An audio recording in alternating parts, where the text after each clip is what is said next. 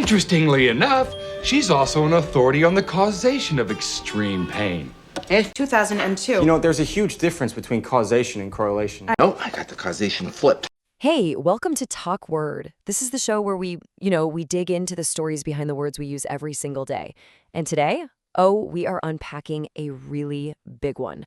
A word that's totally fundamental to how we make sense of, well, everything. It's the word that helps us answer our most basic question. You ever just stop and ask, why? Why did that happen? Or why does this thing work the way it does? It's such a human question, right?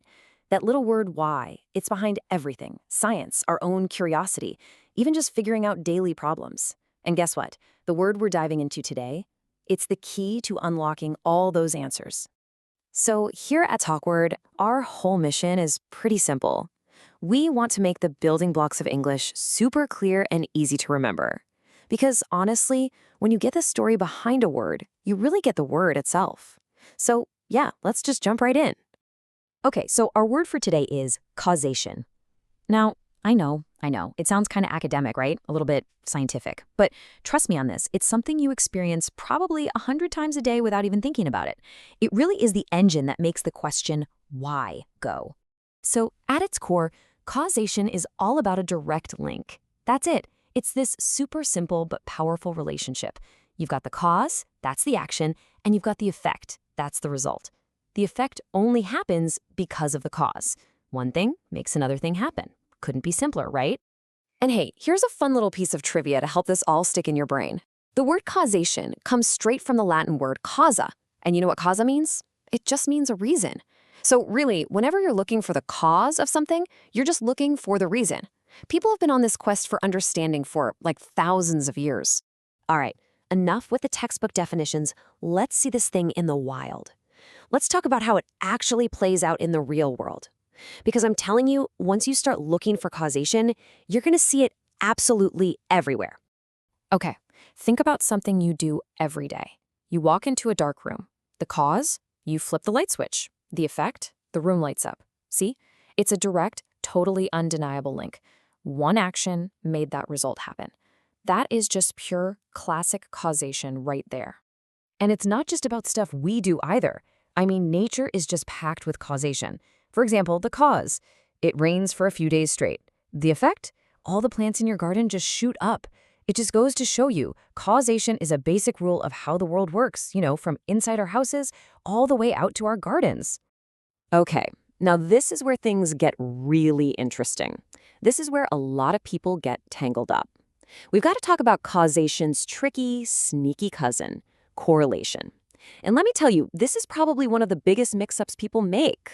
And getting the difference here is so important. With causation, A literally causes B to happen. Think of it like a line of dominoes. One falls, and it directly knocks over the next one. But with correlation, A and B just kind of happen around the same time. They're connected somehow, but one is not pushing the other over. Okay, I've got the perfect example for you. This is the one that'll make it stick forever. So, in the summertime, what happens? Ice cream sales go through the roof. Also in the summer, shark attacks go up. So these two things are correlated, right? When one goes up, the other goes up. But think about it. Does eating a scoop of ice cream cause a shark attack? No way, of course not. There's a secret third thing going on, the hot weather. The heat makes more people want ice cream, and it makes more people go for a swim.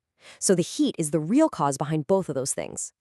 So why are we even talking about this? What's the big deal? Well, because understanding the difference between what causes something and what's just hanging around at the same time, it's like a superpower for your brain. Seriously, it helps you think so much more clearly about, well, everything. From now on, when you see a news headline that says, these two things are linked, you can stop and ask yourself, wait a minute. Is this really causation, or is it just a correlation? Is there some hidden cause that I'm not seeing? And being able to do that, it's going to help you make way better decisions about your health, your money, about how you see the world every single day. So I've got a little challenge for you. As you go about the rest of your day, just keep your eyes peeled. See if you can spot one clear cause and effect relationship. It could be anything. I promise, once you start looking for them, it's a really hard habit to stop. And there you have it, causation. It's a pretty small word, but wow, it has a huge impact on how we see pretty much everything. I really hope you enjoyed digging into its story with me. Hey, If you thought this was cool and you're curious about other words, I don't know, maybe words like serendipity or ephemeral, well, we actually built something exactly for you.